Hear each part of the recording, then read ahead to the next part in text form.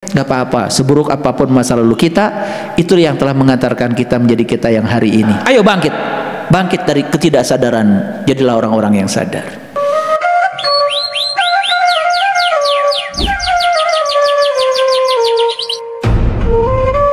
Kita pentingnya mengalami hari kelahiran yang kedua, hari kebangkitan. Hari kebangkitan itu bukan nanti setelah kiamat. Hari kebangkitan itu sekarang, di sini, saat ini, sekarang. Ayo bangkit, bangkit dari ketidaksadaran, jadilah orang-orang yang sadar. Satu jalan udah saya buka. Coba satu jalan ini kalau kita terapkan dalam hidup, luar biasa. Apa jalan pertama ini? Biasanya kita mempertahankan yang kita miliki. Mulai sekarang bagikan yang kita miliki. Lihat jalan baru ini ketika dijalani, lihat jalan baru ini ketika dijalani, apa yang terjadi. Ini jalan yang sangat dahsyat. Itu cocok dengan ayat yang tadi, alam nasroh laka sodroka. Bukankah kami telah melapangkan kesadaranmu? Nih, saya buka kesadarannya.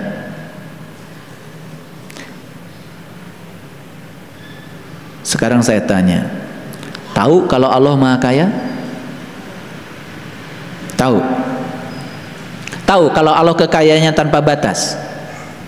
Tahu? Allah yang Maha Kaya tahu nggak kalau Dia bersama kita? Tahu? Allah yang Maha Kaya tidak pernah meninggalkan kita. Tahu? Tahu?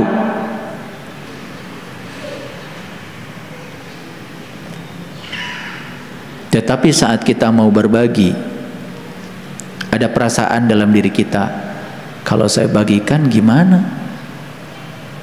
Nanti saya kekurangan dong. Kalau saya bagikan gimana? Gak cukup dong buat saya. Berlawanan? Berlawanan? Jadi keyakinan yang semacam itu yang ada di mulut kita mengatakan tadi, saya tahu Allah Maha Kaya, saya tahu Allah yang Maha Kaya bersama saya tahu Allah Maha Kaya meliputi saya, tetapi giliran berbuat berbeda dengan keyakinan. Sebenarnya kalian tuh tidak berkeyakinan apa-apa. Itu keyakinan yang bohong, gak ada artinya. Kenapa bilang Allah Maha Kaya tetapi kekayaan Allah dibatasi oleh pikiran kita? Betul? Makanya betul kata Sujiwo Tejo, menghina Tuhan itu nggak usah menginjak-injak kitab sucinya. Ragu saja akan hari esok, Anda sudah menghina Tuhan. Jadi buat apa kalian baca Asmaul Husna yang 99 itu setiap pengajian? Buat apa? Makanya di pengajian ini nggak ada baca Asmaul Husna 99. Nggak ada. Nggak ada. Buat apa dibaca? Amalkan saja. Ar-Rahman, Ar-Rahim, Al-Malik, Al-Qudus, As-Salam, Al-Mu'min. Praktekkan dalam hidup. Itu benar tuh Asmaul Husna. Buat apa dihafal 99? Tidak ada tes kok di akhirat hafalan Asmaul Husna. As-Sobur buat apa dihafalkan? Praktekkan jadi orang sabar. Al-Wasi buat apa dihafal? Praktekkan jadi orang yang luas. Al-Latif praktekkan jadilah orang yang lembut. Buat apa baca Al-Latif setiap saat tapi masih keras kepala, masih kasar kata-katanya pada orang lain? Buat apa? Baru satu ayat yang pertama. Yang kedua, jalan baru yang kedua. Sering mengeluh kalau orang lain membenci kita, sering mengeluh kalau orang lain tidak sayang sama kita, sering mengeluh kalau pasangan hidup tidak peduli pada kita. Sering, terus aja keluhkan, terus aja keluhkan, dagangkan semuanya. Semua yang kalian keluhkan akan datang bertubi-tubi. Kenapa? Karena kalian memaksakan cinta, memaksa orang lain untuk mencintai kamu. Kenapa tidak dirubah jalan baru? Mulai sekarang aku berhenti memaksakan cinta orang lain kepadaku, tapi aku akan mulai mengungkapkan cintaku pada setiap orang. Lihat orang-orang yang ingin diberi aja hidupnya. Lihat yang tangannya di bawah, nggak pernah naik ekonominya, gitu-gitu aja. Dan lihat orang-orang yang tangannya di atas, bukan sekedar bahagia dan mulia, rezekinya tanpa batas. Lihat orang-orang yang tidak memantaskan dirinya, dia cuma memantaskan dirinya sebagai orang yang ingin diberi, tiap tahun selalu ingin diberi. Tapi lihat orang-orang yang memantaskan dirinya sebagai orang yang memberi, lihat rezekinya luar biasa, kehidupannya luar biasa. Kalau hanya untuk beli beras 1 kilo aja sudah sulit, ya sudah. Karena Tuhan yang Maha Luas itu dibatasi oleh pikiranmu. Mau ngasih makan tetangga aja mikir, mau kedatangan tamu aja mikir, mau kedatangan sobat aja mikir, cari-cari alasan supaya dia tidak datang ke rumah kita. Kenapa? Takut nyuguhan. Ada nggak orang yang macam gitu? Ngajinya setiap malam Jumat, yasinan nggak berhenti. Pagi-pagi Quran surat Al-Kahfi, menjelang sore bacanya Quran surat Al-Waqiah. Tapi tengah arti hidupnya kayak apa? Sempit pikirannya, sampai duit pun ditaruh di bawah bantal, takut dicuri, takut ditipu. Ya udah, ntar dicuri beneran, ditipu beneran. Semua yang dia kumpulkan hanya habis untuk ditinggalkan. Betul? Ini para sahabat, saya ajak semuanya, cobalah mulai dari sekarang. Saya nanya dulu. Ada nggak orang yang benci sama kita? Ada? Banyak apa sedikit? Banyak. Pernah ditelusuri nggak kenapa orang benci kita? Pernah ditelusuri nggak? Nah, itu nggak pernah ditelusuri. Jangan-jangan sumber kebencian mereka kepada kita sebetulnya adalah kita sendiri. Karena kita nggak pernah mengungkapkan cinta, tidak peduli pada mereka, tidak perhatian pada mereka. Jangan-jangan itu yang membuat mereka benci kepada kita. Makanya Rasulullah mengatakan, rumah ahli surga itu sekarang saja dirindukan kok oleh semua orang untuk didatangi. Jadi kalian jangan sok-sokan ngahu ahli surga. Sekarang tinggal tanya aja, kenapa ya kok sobat-sobat saya nggak mau datang ke rumah saya, saudara-saudara saya pun nggak ada yang mau datang ke rumah saya. Pernah nanya gitu nggak? Coba, ketika saudara tidak datang ke rumah kita, sepi kan rumah kita, betul nggak? Ini ada orang yang senang tidak didatangi oleh keluarga. Alhamdulillah sekarang, karena saya pasang bibir kayak bemo, keluarga saya nggak pernah datang lagi ke sini. Apakah bahagia seperti itu? Saya kira dia menderita. Ini saya mau ajak mengamalkan surat An-Nasr. Ayo kita buka sekarang keterbatasan Tuhan. Oke? Mulai sekarang berhenti memaksakan cinta.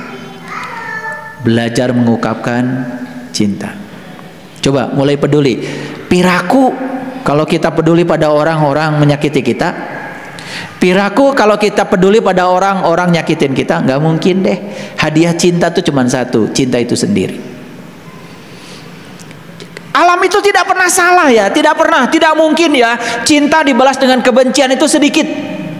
Kasusnya sangat sedikit. Cinta selalu dibalas dengan cinta. Sekalipun dibalas dengan kebencian, sebenarnya itu cinta juga. Iya, karena lewat kebencian kita dididik untuk menjadi lebih mencintai, bukan? Karena kalau kita mencintai orang yang cinta kepada kita, cinta kita nggak naik. Tetapi kita dituntut untuk mencintai orang yang benci kepada kita, cinta kita jadi naik kelas.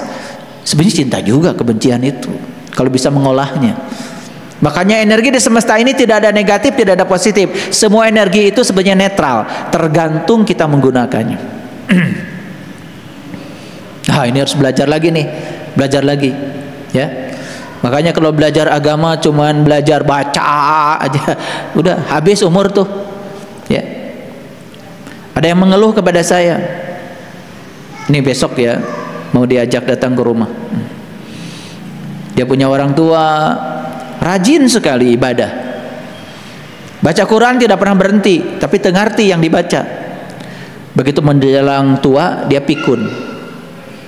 Mulai bertanya, kenapa ya kok orang tua saya rajin tahajudnya, rajin sholatnya, rajin baca Qurannya, ya baca Quran yang Arabnya,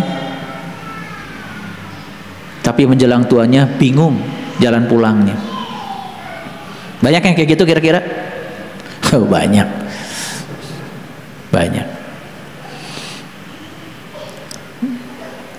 Mengharapkan pahala di akhirat nanti, di dunia aja udah nggak kelihatan pahalanya kayak apa. Itu semua ilusi pikiran. Jadi yang namanya pahala itu bahasa Arab itu dari kata ajrun. Ajrun itu adalah zat, sesuatu yang nyata. Nyata sekarang. Coba berbuat baik pada orang lain, bahagia nggak di dalam? Tuh ganjaran, taeta pahala tuh. Karasa ke orang ayeuna di dunia. Ada orang yang butuh pertolongan, kita tolong, bahagia nggak di dalam? Taeta pahala. Karasa kapipit ayeuna ke orang, tidak usah menunggu nanti. Ada orang minta pertolongan, kemudian kita caci maki, ada nggak ganjaran dari dalam? Ada, rasa menyesal, betul nggak? Ya, rasa menyesal, rasa berdosa, pahala bukan itu? Pahala juga itu, pahala keburukan. Ya, makanya belajar agama tuh coba mulai yang nyata deh, jangan yang hayalan terus. Ya, masa nggak capek belajar yang menghayal? Baik, kita teruskan dulu. Jadi jalan yang pertama apa? Berhenti mempertahankan yang dimiliki. Coba mulai berbagi. Latihan dulu dikit-dikit, nggak usah tiba-tiba jadi dermawan beneran. Ya udahlah, jadi dermawan yang kecil-kecilan dulu. Dan itu harus dilatih. Perhatikan ya. Begitu kita punya niat untuk berbagi, hati-hati. Ketika lama melakukannya, sudah direcokin tuh. Yang pertama yang merecokin kita itu adalah ego kita. Yang kedua yang merecokin kita adalah keserakahan kita. Yang ketiga yang merecokin kita adalah rasa takut kekurangan. Dan yang keempat yang merecokin kita adalah takut kehilangan. Ayo, percaya atau tidak? Gini. Niat mau memberi sesuatu pada orang, dilambatin dikit aja. Ah, besok aja. Nah, udah mulai menunda tuh. Nah, perhatikan.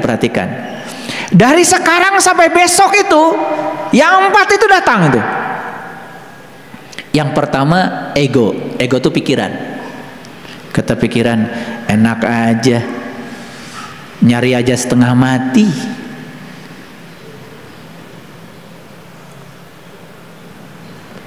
Mendingan dipakai saya. Udah deh. Cukup? Gak cukup. Datang yang kedua apa? Keserakahan. Rasa memiliki, ingin lebih dari yang ada. Muncul itu. Ayo praktekkan. Ini saya bicara pengalaman. Berikutnya yang datang lagi apa? Takut kekurangan. Kalau saya berikan ini gimana saya ya? Mulai itu datang. Dan yang luar biasa itu adalah takut kehilangan yang kita miliki. 4 itu cukup nggak untuk menghentikan niat tadi? Cukup? Akhirnya besok jadi memberi. Jadi atuh jadi. Nah, saya kasih tahu. Sudah ada niat baik mau berbagi, mulai direcokin yang 4 tadi. Saya kasih tahu ilmunya. Tarik napas dalam-dalam, tahan, buang perlahan. Tarik lagi napas dalam-dalam, tahan, buang perlahan. Tarik lagi napas dalam-dalam sambil meminta, aku hadirkan energi ilahi tanpa batas ke dalam diriku. Respon kita akan berubah. Perhatikan saya, respon kita akan berubah. Timbul satu kesadaran, Timbul entah apa kesadaran itu. Yang jelas kesadaran itu respon yang berubah dari yang 4 tadi. Kita mulai memiliki kekuatan untuk memberi lagi. Dan buru-buru lakukan. Jangan ditunda lagi. Itu. Ya.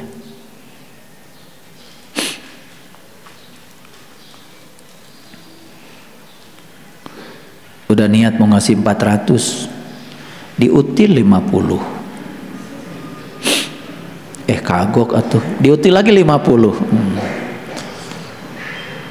Tung-tung nama 50. Itu karena yang 4 mulai ngerecokin itu. Sok kalau nggak percaya sama saya, benar gak yang 4 tuh datang? Satu apa? Ego. Ego tuh diri palsu. Si pikiran mulai terjebak benar salah. Pikiran mulai sibuk dengan baik buruk. Udah mulai. Yang kedua yang akan datang adalah keserakahan, ingin memiliki lebih. Dan yang ketiga adalah takut kekurangan. Ayo buktikan. Dan yang keempat lebih dalam lagi adalah takut kehilangan. Sudah terjadi. Gimana caranya? Cara melatihnya sederhana. Supaya mendapatkan kelapangan tadi itu gak cukup sebetulnya. Gak cukup ayat tadi cuman alam nashrah laka sadrak, bukankah kami telah memberikan kelapangan padamu. Ayat itu tidak akan cukup. Tidak akan cukup menyadarkan kalian kalau saya nggak buka rahasianya.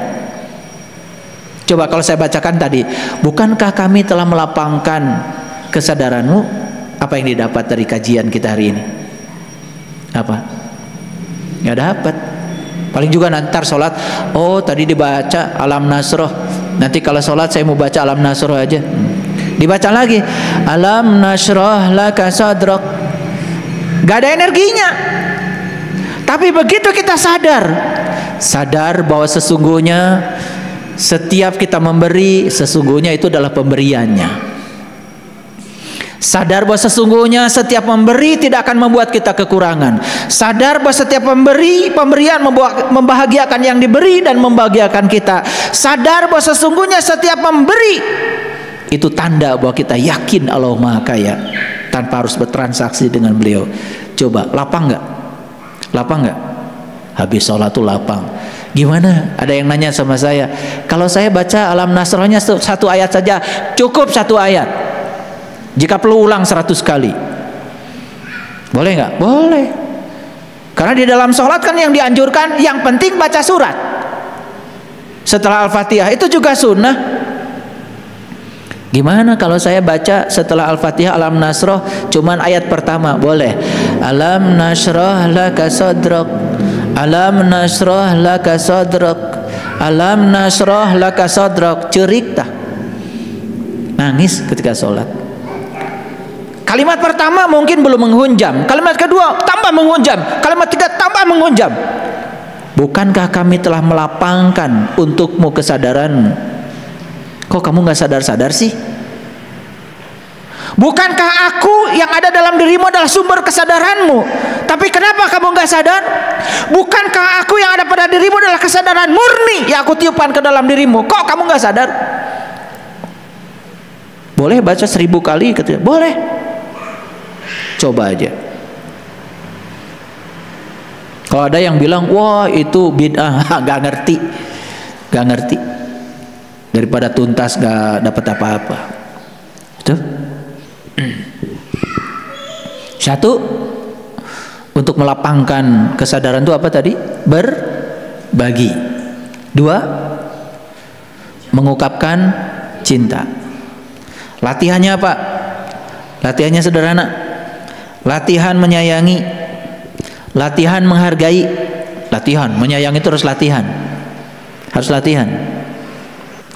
Yang kedua latihannya apa? Tadi menyayangi, menghargai. Belajar, coba belajar. Yang kedua latihannya apa? Coba belajar mengantisipasi kebutuhan orang lain sebelum mereka meminta. Belajar mengantisipasi kebutuhan orang lain sebelum mereka meminta. Jadi kalau ada tamu datang ke rumah, nggak usah mereka minta makan. Antisipasi oleh kita. kayaknya nih jam segini dia belum sarapan tuh dari rumahnya karena kepagian. Antisipasi coba kebutuhannya. Tapi itu harus terus menerus dilatih. Jadi ada juga saya datang ke rumah kalian, salah satu, bukan kalian ya, itu dari pagi ngobrol sampai malam, air pun nggak keluar, itu disuguhi obrolan aja terus. Coba belajar mengantisipasi kebutuhan orang lain tanpa mereka meminta.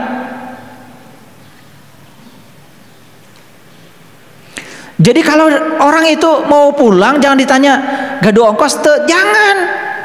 Rek mere mah mere we. Dan nanti kalau ditanya punya ongkos apa tidak, jangan-jangan dia cuman sebetulnya nggak punya ongkos, cuman nggak enak mau ngomong nggak punya. Bisa jadi ada orang begitu. Nanti nyesel loh ketika ketemu di jalan, kita naik mobil dia lagi jalan, aduh tadi kenapa ditanya. Begitu dia lagi jalan udah jauh, kita turun dari rumah pakai mobil, duh dia baru sampai sini ternyata nggak punya ongkos. Nyesel nggak pasti? Itu akan disiksa perasaan kita dari dalam. Aduh, nah ditanya. Kan ada orang yang yang berperasaan seperti itu. Di bumi gaduh beas ente, jangan. Rek mere beas mah mere we. Ngerti nggak? Jadi kalau mau ngasih mobil sama saya nggak usah tanya. Kalian mau ngasih mobil aja nanya dulu sama saya. Mobil ayah guru apa ya? Nggak usah. Kalau mau nanya yang belum punya merek apa, boleh. Jadi kalau mau ngasih jangan pakai nanya, nggak usah. Ngasih aja. Jadi kalau mau ngasih sarapan pagi nggak usah ditanya, atau sarapan tacan, nggak usah. Siapkan aja sarapannya. Dami singgah sarapan kupat tahu ge sok di suguhan lengkung raos mah nggak ada kul deui. Nggak apa-apa tuh kan kebahagiaan. Itu. Inilah saya kasih tahu lah. Jangan banyak basa-basi kalau ingin berbagi. Ya, banyak basa-basi itu ujungnya jadi basi. Nah, kalau hati sudah mengatakan bantu, ada dorongan dari dalam, jangan dilarang. Itu pasti keberkahan itu. Jadi kalau hati bilang udah ada dorongan, bantu, kasih. Dan itu dorongan bukan dari sini lagi, dari sini, aduh itu mah udah jelas berkah. Dan kalau kalian nggak melakukan itu, kalian sedang menunda keberkahan Tuhan. Jadi ternyata Allah itu ya mau ngasih sesuatu juga ada trik-triknya itu. Coba dulu kata Allah didatangkan orang ke rumah kita. Kemudian ada dorongan dari sini, sudah dorongan dari Allah sebetulnya, tapi kita tidak melakukan. Geus we cek Allah teh. Sakitu we rezekina. Paham? Paham apa tidak? Oke, baik. Sekarang kita lanjut dulu deh ayat yang kedua. Karena komputernya mati, jadi silakan lihat HP aja. Baru ayat pertama kan? Alam nasroh laka sadro. Ulangi lagi artinya apa? Bukankah kami telah melapangkan kesadaranmu? Sudah sekarang dilapangkan? Sudah nggak dilapangkan? Ini sedang dilapangkan, ini sedang dilapangkan, kesadaranmu sedang dilapangkan. Sudah bilang. Sudah.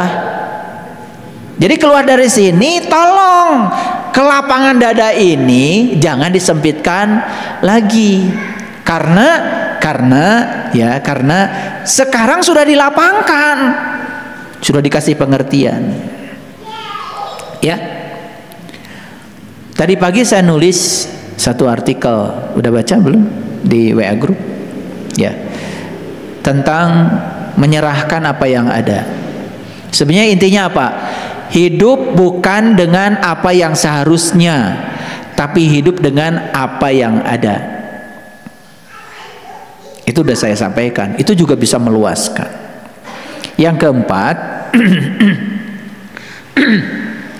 cobalah kalau kita sekarang ini sudah mengalami rutinitas, misalkan sholat udah rutin, tahajud sudah rutin, bangun malam sudah rutin, ngaji sudah rutin. Coba dicek Apakah rutinitas itu memberikan kesadaran baru atau kepuasan pada kita atau tidak? Kalau itu tidak, kalian sedang buang-buang waktu.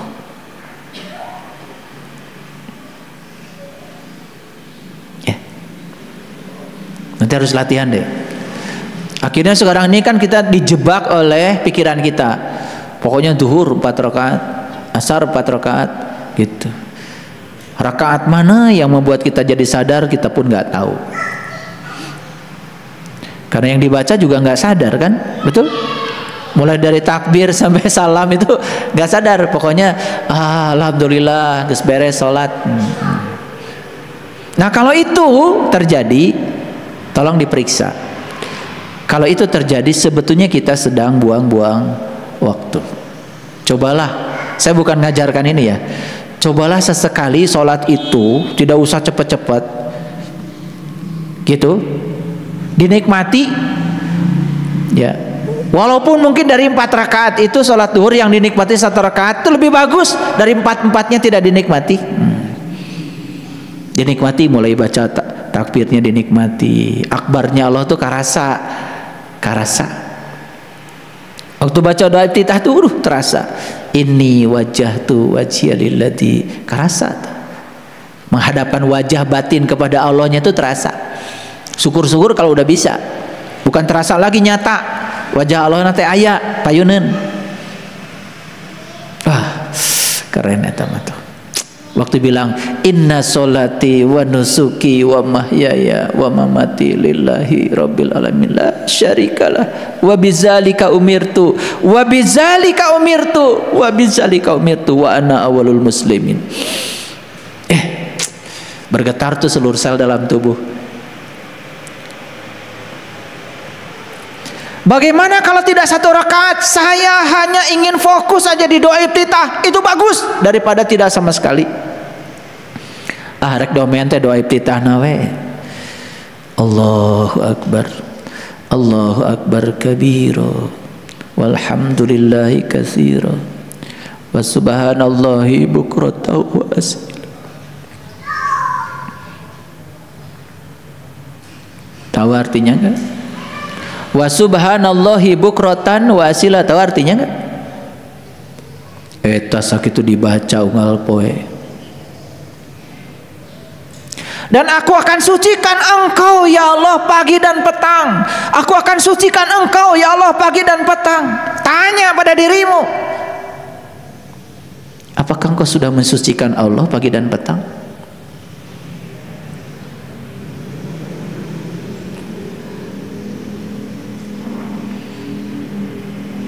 Gimana cara menyucikan Allah? Sudah tahu caranya? Allah itu nggak perlu disucikan, dia udah maha suci. Yang perlu disucikan itu adalah dirimu, jiwa-jiwa yang ada dalam dirimu. Gimana cara menyucikannya? Tenggelamkan jiwamu itu yang namanya nur insan itu pada Nurullah dan Nur Muhammad. Makanya harus tahu cara meniti ke dalam diri minimal pagi dan petang. Jadi tidak mungkin piring bisa disucikan kalau tidak ditenggelamkan dalam air. Moal bersih lamun tadi kucuburkan kanu cai mah. Jiwa kita tidak akan bersih kalau tidak ditenggelamkan dalam lautan cahayanya. Sudah bisa belum? Ya, yang sudah bisa teruskan. Yang belum bisa buru-buru diajar. Makanya waktu bilang wa subhanallahi bukratan wa asila, bisa nangis. Apa yang sudah kita lakukan pagi, apa yang kita sudah lakukan petang, ketika dia menampakkan diri bertajalli di puncak kesadaran kita, masih teringat.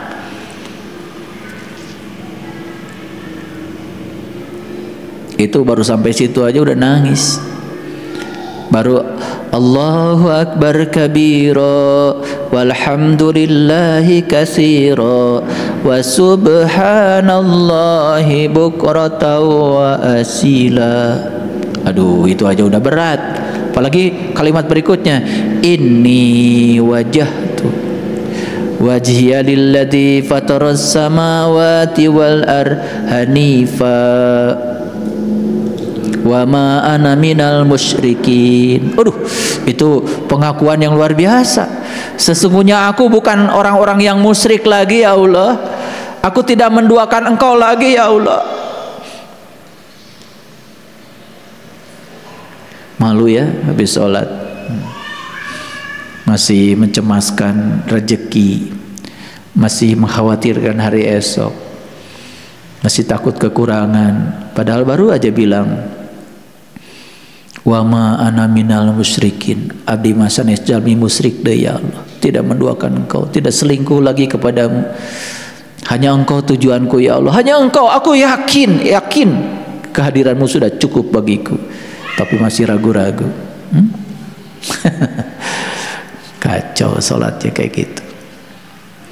Tambah lagi, lebih kacau lagi, bilangnya inna sholati wa nusuki wa mahyaya wa mamati lillahi rabbil alamin la syarikalah wa bizalika umirtu. Kenceng banget.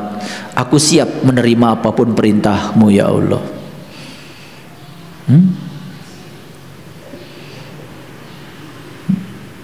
Itulah hidup apa adanya, itu sebetulnya menerima perintahnya dengan tulus. Hidup dengan apa yang seharusnya itu sebenarnya kita sedang melawan perintahnya. Kuduna ge lain kitu. Itu melawan, ya. Nah, para sahabat, mumpung masih sehat, coba aktif.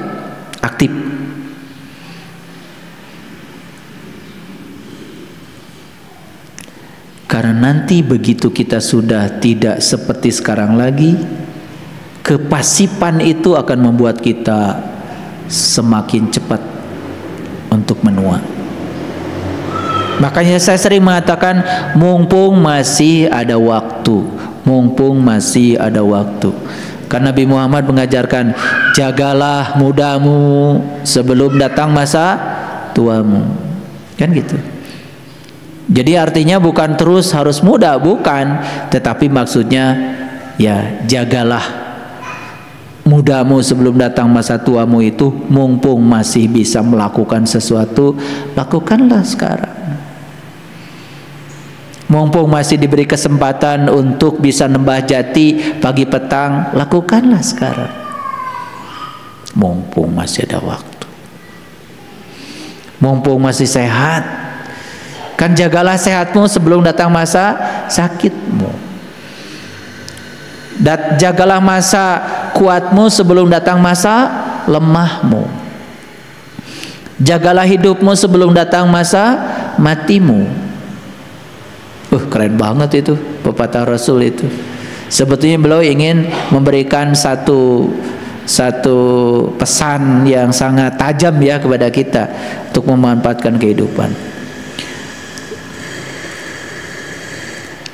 Selanjutnya, ingat, potensi kita itu tanpa batas. Catat itu. Potensi diri kita itu tanpa batas. Semua batasan-batasan berasal dari diri palsu kita. Sekarang saya katakan potensi kita itu tanpa batas. Jangan dibatasi. Kalau kita sudah menyadari yang 6 tadi, saksikan saya, kita bisa meraih apapun dengan upaya yang sedikit. Kita bisa meraih apapun dengan upaya yang sedikit. Tidak usah kerja keras. Jadi mohon maaf, ada orang yang untuk makan saja sehari perlu kerja keras. Itu ada yang salah. Orang yang sudah berada di kesadaran ini menjalankan yang 6 tadi. 1, berbagi. 2, mengungkapkan cinta. 3, bisa menerima yang ada. Yang keempat, bisa mendapatkan pemuasan dalam hidup, bukan sekedar rutinitas. Yang kelima, kesehatan dia itu digunakan untuk aktif. Yang keenam, dia sadar dengan potensi yang tanpa batas pada dirinya. Maka dia akan dapat yang ketujuh. Apa itu? Yang ketujuh adalah dia akan meraih apapun yang diinginkannya tanpa harus bekerja keras. Bisa.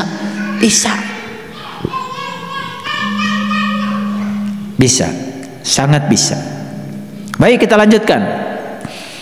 Baru ayat yang pertama, alam nasroh laka sodrok.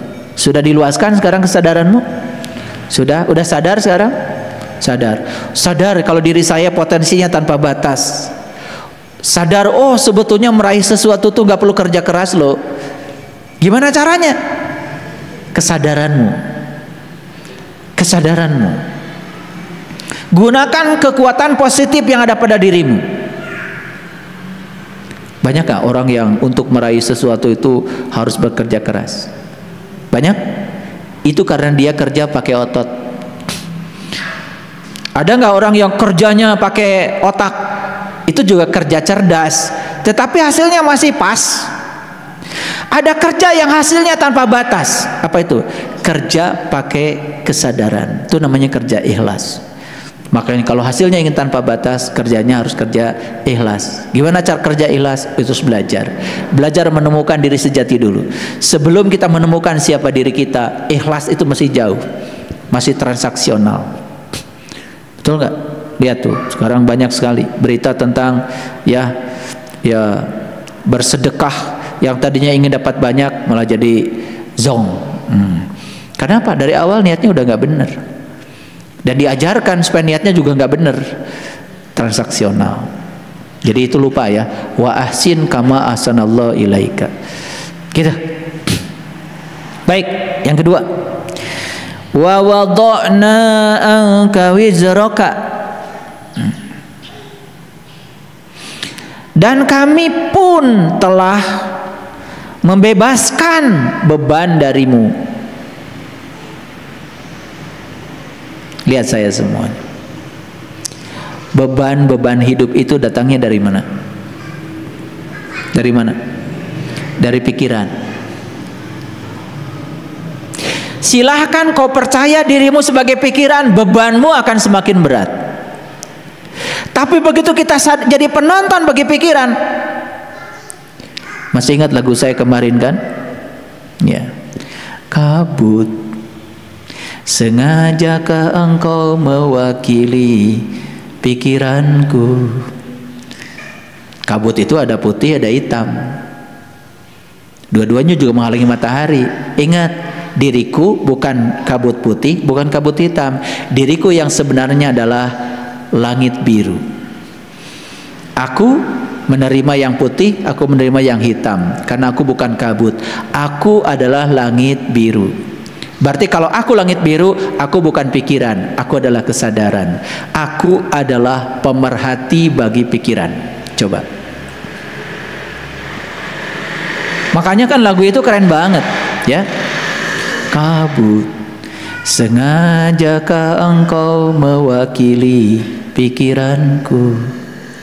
Pekat, hitam berarak mengelilingi matahari. Jadi begitu kita jadi kabut, ya sudah, kabut itu akan mengelilingi matahari. Matahari rohani kita tidak nampak lagi. Jiwa kita menjadi terkurung, tidak terdapat. Tidak ada proses fotosintesis jiwa di situ. Nih saya tidak berbicara proses fotosintesis materi, proses fotosintesis jiwa. Mataharinya bukan matahari itu lagi, matahari rohani yang ada di sini. Kalau sudah caang di sini, proses fotosintesa jiwa hadir, maka seluruh tanaman jiwa, kesabaran, kearifan akan muncul. Ya, gitu. Jadi oleh karena itu maka kita jangan jadi kabut ya, jadi langit biru aja. Begitu jadi kabut, langsung tarik, itu bukan aku, itu diri palsuku, aku bukan itu. Segera jadi pengamat bagi pikiran, keren banget. Ya. Alam nashrah laka sadroka wa wada'na anka wizroka. Ini K-nya saya baca supaya jelas, K itu kamu, K itu dirimu, ya. Dan Allah mengatakan, dan kami pun telah membebaskan beban darimu. Lihat saya semua, begitu kita sadar diri kita bukan pikiran, hilang nggak beban? Hilang nggak baik buruk? Hilang nggak benar salah? Tidak ada beban.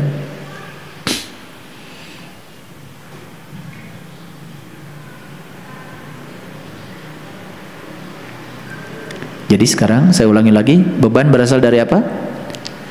Dari diri yang mengidentifikasi diri sebagai pikiran.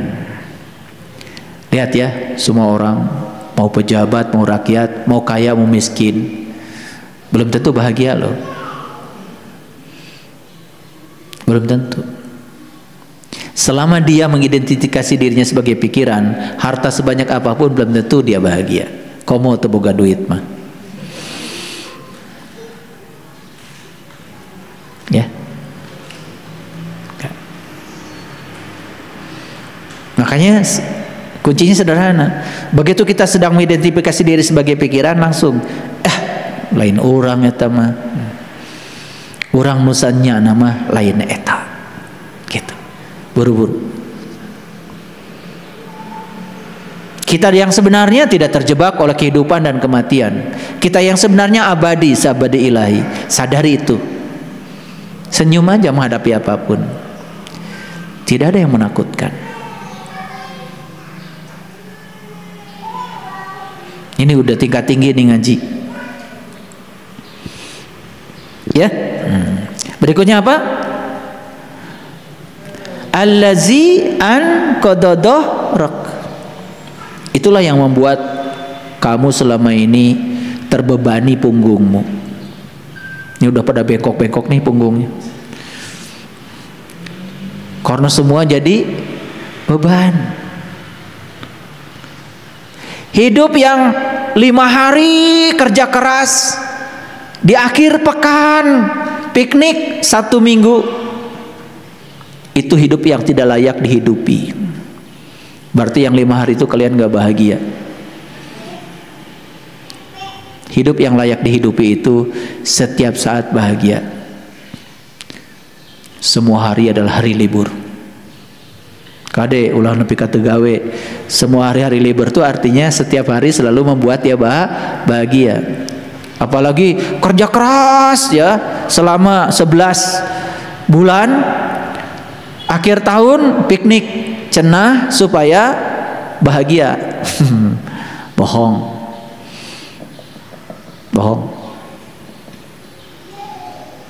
Piknik mah piknik we iraha wae. Da teu kedah jauh piknik mah. Ke Jelekong aja piknik tuh. Makan di daun pisang aja nasi liwet enak. Betul? Nih, gimana hatinya? Kalau hati dan pikirannya, ya kalau bisa ke Bali nggak apa-apa ke Bali. Kalau bisa jalan-jalan ke Jepang ya nggak apa-apa, ya. Saya doakan ya. Tong di Jelekong wae. Ya. Kemudian Allah mengatakan wa rafa'na laka dzikraka. Apa artinya? Dan sesungguhnya aku sudah meninggikan ingatanmu. Nah, ingatan yang ditinggikan oleh Allah itu adalah ingatan yang melampaui ingatan, pikiran yang melampaui pikiran, kecerdasan yang melampaui kecerdasan. Itulah kesadaran. Kalau baca di sini ya, terjemahan yang ada, wa rafa'na laka dzikraka, apa artinya katanya? Dan kami tinggikan sebutan namamu bagimu. Zikir jadi sebutan. Lihat saya semuanya. Ya, wa rafa'na laka dzikrak artinya apa? Aku telah meninggikan ingatanmu. Ingatan yang paling tinggi adalah ingatan kepada Allah. Siapa yang bisa ingat kepada Allah? Yang sudah tahu dan kenal kepada Allah. Nu can nyaho mah moal bisa emut. Dan tidak mungkin kita mengingat sesuatu yang kita tidak tahu. Syarat sahnya ingat itu harus tahu dong yang diingat. Jadi yang baru nyebut-nyebut subhanallah, Allahu akbar, la ilaha, can ingat itu baru nyebut. Kalian baca setiap salat subhanallah subhanallah 33 itu yang pakai gini kan? Itu menyebut, bukan ingat. Kalau nyebut mah ada suaranya di dia tah. Kalau ingat mah nggak ada suaranya, di batin. Coba sekarang ingat sama orang tua kita. Ada suaranya? Ingat mah nggak ada suaranya. Aneh bilangnya ingat tetapi ada suaranya. la ilaha illallah, la ilaha, eta naon? Nyebut. Nah, jadi ingat. Itu bukan zikir, itu mah wiridan. Apakah orang yang wirid itu ingat sama Allah? Belum tentu. Dan lu ingat matahari ribut. Wa rafa'na laka zikrok. Aku rafa, aku angkat ingatanmu, aku tinggikan ingatanmu. Jadi orang yang sudah ditinggikan ingatannya oleh Allah, sudah bukan pikiran lagi, bukan tubuh lagi. Dia sudah menjadi kesadaran tertinggi. Disebutnya juga kesadaran murni. Nama tak bernama, rasa tanpa rasa, wajah tak berwajah, kata tanpa suara. Saya mau nanya, pintar nggak kalian bisa jawab apa tidak? Allah itu diam atau berbicara? Ari Allah teh diam atau berbicara? Ya, Allah tuh menyebut dirinya juga al-mutakaliman, yang maha berbicara. Allah itu mutakaliman, yang maha berbicara. Allah itu tidak diam. Allah itu berbicara setiap saat, cuman kata-katanya tidak bersuara tetapi terdengar. Dan siapa yang bisa mendengar Allah? Yang sudah hening pikirannya. Awas ya, yang sudah hening pikirannya. Makanya belajar mengheningkan pikiran disebutnya mengheningkan cipta. Iya, mengheningkan cipta salah. Mari kita mengheningkan cipta buat para arwah pahlawan yang telah gugur mendahului kita. Al-Fatihah. Lain mengheningkan cipta eta mengadoa. Atau jadi ribut ya pikiran maca Al-Fatihah. Kumaha pasalia. Mengheningkan cipta mah hening we teu macana naon. Ya mas, saya suka perhatikan ya kalau upacara teman-teman di kampus. Bismillahirrahmanirrahim. Mendingam cipta jadi ribut gitu. Hening cipta itu berarti ciptanya hening. Tuh mikirna naon, teu macana naon. Atau reka doa mengadoa we tawasul ngaranna baca Al-Fatihah buat para arwah pahlawan yang telah gugur mendahului kita. Sebagai penghormatan kita, mari kita akan bacakan Al-Fatihah. Al-Fatihah itu eta mengadoakeun make Al-Fatihah. Sanes mengeningkan cipta. Tapi dasok narurut teh geuning. Mari kita mengheningkan cipta buat para arwah pahlawan yang telah gugur mendahului kita. Al-Fatihah. Narurut.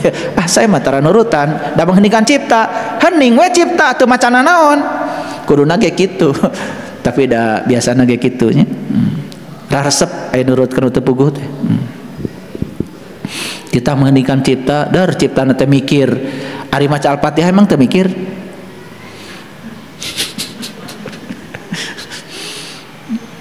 Ya, banyak dagelannya di dunia ini, luar biasa. Ayo teruskan lagi. Warofa'na laka zikrak. Saya tanya para sahabat semua, ingin nggak ditinggikan ingatannya oleh Allah? Ingin? Kalau ingin ditinggikan ingatannya oleh Allah, satu, temui dia setiap saat. Nyambung? Nah, sudah pernah dengar kajian An-Nasrah? Belum. Sudah gitu, baru hari ini. Ya, maka fa inna ma'al usri yusran, inna ma'al usri yusran. Di balik semua kesulitan itu ternyata disitulah adanya kemudahan. Di balik semua kegelapan itu disitulah adanya cahaya. Di balik semua ketidakteraturan itu disitulah ada keteraturan. Di balik semua kekacauan itu disitulah ada rekonstruksi. Jadi oleh karena itu jangan membenturkan segala hal yang paradoks. Mitrakan. Di balik kegelapan itulah cahaya itu adanya. Makanya R.A. Kartini mengatakan menyusuri kegelapan untuk menemukan cahaya. Jadi jangan terjebak salah benar. Ya, nggak apa-apa. Seburuk apapun masa lalu kita, itu yang telah mengantarkan kita menjadi kita yang hari ini. Teu aya nu lepat, teu aya. Nu lepat mah pikiran orang, sok nilai salah bener, ya. Gak ada yang salah, gak ada yang salah. Semua baik-baik saja. Ya, fa idza faragta fansab wa ila rabbika farghab. Selesaikan masalah satu persatu kalau ada. Insya Allah puncak dari semua masalah kan pulang kepada Allah. Betul nggak? Nuraos dikantunkeun, nuturaos juga dikantunkeun. Kan puncaknya hidup mah wih ke Allah. Tah, jadi kalau kita menelusuri Quran surat An-Nasrah tadi, kita dapat pesan spiritual yang luar biasa. Pertama pesannya, sadar bahwa sesungguhnya diri kita yang sesungguhnya bukan pikiran. Begitu kita bercokol di pikiran, kita akan merasakan hidup sebagai beban. Punggung kita menjadi berat memikul beban itu. Sekarang lepaskan semua beban itu, karena dirimu yang sesungguhnya adalah kesadaran murnimu. Oleh karena itu, temui dia setiap saat. Temui dia setiap saat. Begitu kita menemui dia setiap saat, wa rafa'na laka dzikrak, ingatanmu akan aku lesatkan. Ingatanmu akan aku tinggikan. Nah, ingatan yang ditinggikan adalah ingatan yang melampaui segala yang diingat. Ingatannya cuma satu, kepada Allah saja. Indah sekali. Mereka yang ingatannya selalu kepada Allah, diliputi oleh cahaya Allah, setiap saat merasakan kehadirannya, hidupnya akan dibebaskan. Itu saja. Belajar spiritual itu. Keren nggak? Coba belajar spiritual itu seperti itu. Ya, itulah intisarinya agama. Jadi agama bukan keterampilan membaca Quran, bukan keterampilan menghalus-haluskan suara, bukan. Itu bahasa asing. Kalau kita belajar aja bahasa asing sudah bagus, betul nggak? Iya. Kita bukan orang Arab, kita melafalkan Arab salah, wajar. Orang Arab juga dititah ngomong, sok orang Arab cenah ngomong 3 jebur, heseun. Ya. Iya, coba orang Arab cenah maca ya nuju abdi lempang dina galengan, kumargi abdi biasa lempang di galengan, abdi 3 jebur, heseun. Betul nggak? Heseun. Jadi kalau ada orang lain belajar bahasa kita salah, wajar. Kita juga belajar bahasa orang lain salah, wajar. Jangan percaya yang nakut-nakutin. Oh, salah bacana asup neraka. Tong percaya. Saya tak ada encan pernah ka ditu. Jadi oleh karena itu maka belajar agama itu harus pakai akal. Ya. Ayo semangat terus. Yang belum bisa baca Quran nggak apa-apa. Mau latihan dulu baca Quran dari awal, tapi jangan takut salah, ya. Itu. Jadi nggak usah pusinglah dengan yang begitu. Justru pusing mah kalau kita hari ini belum tahu jalan pulang untuk mati. Dah maut mau ditanya, keyakinan apa? Keyakinan Anda apa? Agama Anda nggak akan mau ditaharus. Yang akan ditanya saat mati mah kebaikan Anda apa? Bukan keyakinan. Komo dites baca Quran, mata ya bu. Saya ya man robuka mah bukan pertanyaan di kuburan itu, taya kuburan teh singkat jawab ayeuna. Man robuka saha Gusti anjeun teh, jawab ayeuna. Wa man kana fi hadi ama wa huwa fil akhirati ama wa adul sabila. Sing saha nu tepang jeung Allah di dunia, moal tepang jeung Allah di akhirat, jalannya lebih sesat.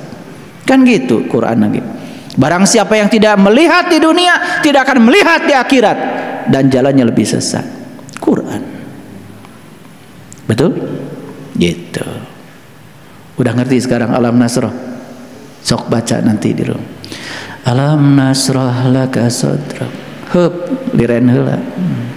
Benar orang teh geus sadar. Benar geus luas kesadaranana. Betul enggak? Tanya dirina. Can kajawab, baca deui balikan deui. Alam nasrah laka sadrak. Can kajawab, baca deui. Alam nasrah laka sadrak. Kenging teu ayat pertama unggul 100 kali menang. Daripada tuntas sampai ke ayat 8 tapi teu ngartina naon. Paham? Tuh boleh.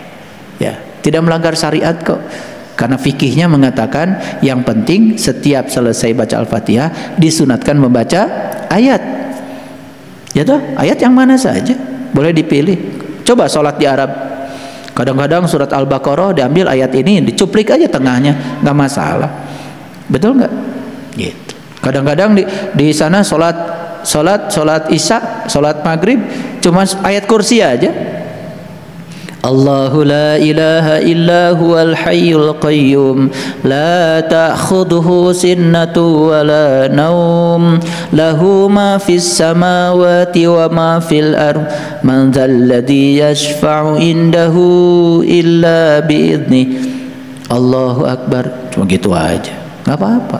Mau satu surat, mau satu ayat boleh. Bulan Ramadan surat Al-Baqarah dibaca satu surat, satu rakaat, ya kan? Jadi boleh, itu terserah, ya, tidak menyalahi fikih. Itu makanya kita harus tahu hukumnya, ya, secara global, secara komprehensif. Jadi daripada kita ngerti detil-detilnya nggak tahu yang komprehensifnya. Itu saja yang saya sampaikan hari ini. Semoga setelah dibukakan kesadarannya, diluaskan kesadarannya menghadapi kehidupan, kita menjadi sangat siap. Betul? Tidak perlu resolusi tahun baru. Jadi hadapilah setiap saat dengan penuh kegembiraan dan sukacita. Assalamualaikum warahmatullahi wabarakatuh.